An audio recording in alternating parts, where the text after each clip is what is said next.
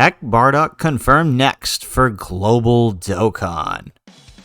How's it, everybody? Celtic Link here. We're back for another Dokkan battle video. In today's video, we got a quick news drop. Thanks to Seriously, we have a tweet with a gif of Bardock here placing on his scatter, and you know what that means.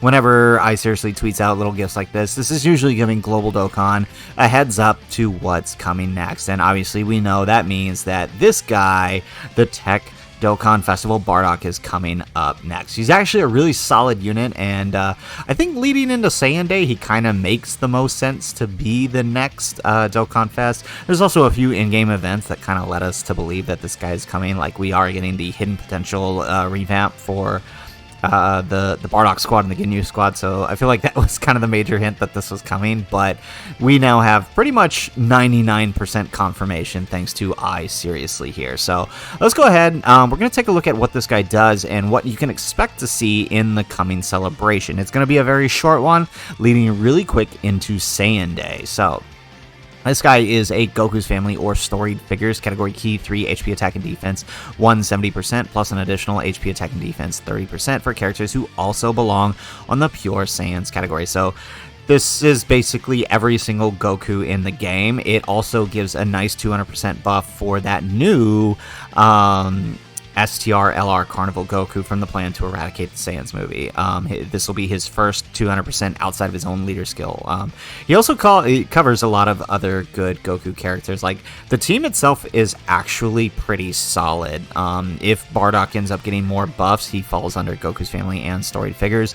King Vegeta's, if we ever get a King Vegeta, you know, he's on Storied Figures. So, like, this could potentially be a good category in of itself later down the road. On his super attack, he's greatly raising attack and defense for 1 turn, causing immense damage, so pretty nice. I feel like mostly you're going to be using this guy as a floater, so him having the ability to greatly raise attack and defense is pretty good.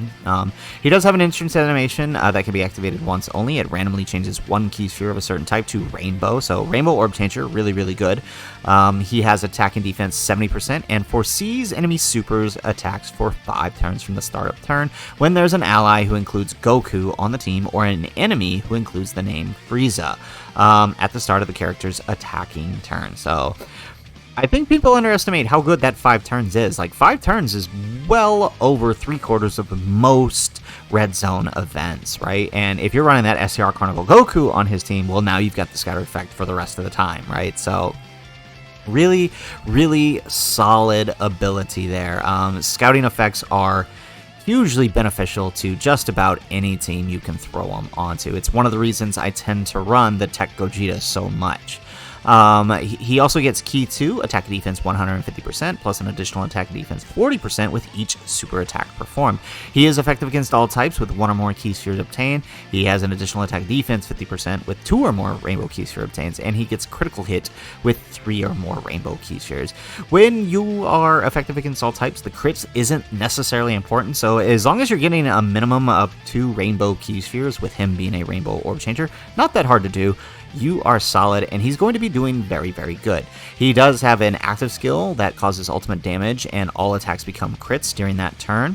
It can be activated from the 3rd turn when there are 3 or more Team Bardock category allies on the team, or 50% or less starting from the 5th turn. So really, really easy to activate. They give you 2 options here, so you don't necessarily have to run Team Bardock in order to get it early. So all in all, he is a really solid unit. People clown on him when he first released, but I think more and more people are starting to come around to how useful this guy is. Now, the only thing is he is now in the lead up for Saiyan Day, and it's possible Saiyan Day is going to give us our first glimpse at a character with a standby skill on Global. So that'll make it really hard to determine whether or not you should summon for this guy when he comes out, but he himself is still pretty good. So I did want to take some time to show you guys that banner real quick. The banner isn't going to be that great. I'll do a more in-depth should you summon video when the time arrives, but It's not that great of a banner. Like, literally the best units on here, besides Bardock himself and the Tora,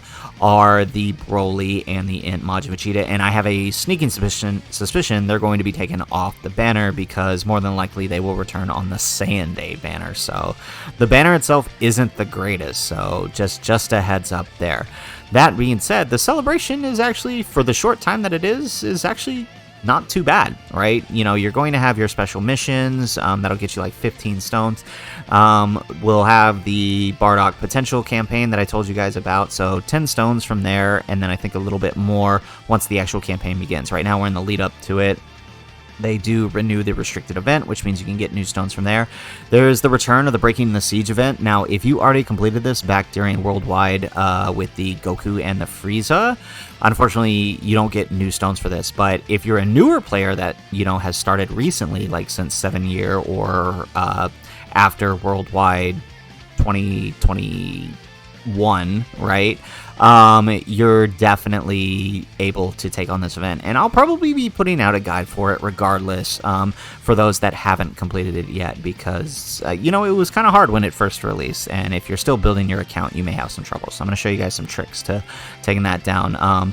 There are going to be more missions for the legendary events, pretty much all completing with low class warriors. So if you manage to pull the Bardock, you can totally clear this with the low class warrior team, because as you guys have seen on this channel before, we've done all 3 of these events with the EZA Bardock squad, so it's totally doable and a fun little romp. We'll probably do it again with the TEQ Bardock if we manage to pull them. We are getting the 56th Ultimate Clash during this campaign, which I think we're still too short. I think we need 2 more, and then we'll be able to pick up the Hachiyak. Now, the cool thing is we are getting the sub-EZAs for the Super Saiyans and the Super Saiyan 2 Bardocks, along with the EZA for the Super Saiyan 3 Bardock. This guy is super good on the LR Gods team since he buffs Power Beyond the Super Saiyan. He's actually a really solid unit, and I highly recommend going out of your way to EZA him and test him out on some teams, because he is actually really good on those teams. And then we'll have another explosive chain battle, and then the next stage of Extreme Super Battle Road, which I think if we open this in a new tab here, we just got Super Saiyans, so I think the next stage, if I'm not mistaken, is... I think we're closing out on this one, right? We just got Super Saiyan Final Trump card. Yeah, so this is the last one. So then now we'll have that Vegeta's family, or not the Vegeta's family, that's from SBR. Now we're going to have the EZA for the Goku and Gohan with the completion of this final Trump card, which is a totally fun category now with a lot of good units on it. With the LR Cooler, you could actually dominate this event, being that he is on final Trump card. But it's going to be a fun time, I think. It's a nice little quick celebration. There's a lot to do in the short amount of time leading into Saiyan Day. And, you know, we'll probably be doing some fun Saiyan Day predictions in the meantime during this campaign whenever we've got some downtime. But, I mean, all in all, thanks to I Seriously here, always giving us these heads up. It is always fun. I do appreciate it. It gives us a heads up, and it gives me a heads up to give you guys the heads up for what's coming, so you guys can prepare accordingly, because after all, right now we are in anniversary saving mode. So anyways, guys, that's the video. If you liked the video, make sure you hit that like button and subscribe to the channel if you have not already.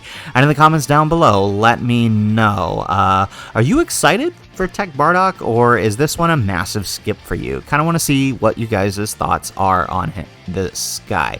I kind of like him for his entrance animation. It's probably one of the best in the game. That'll probably be the main reason I'm summoning for him. But anyways, guys, like I said, as always, thanks for watching, and aloha.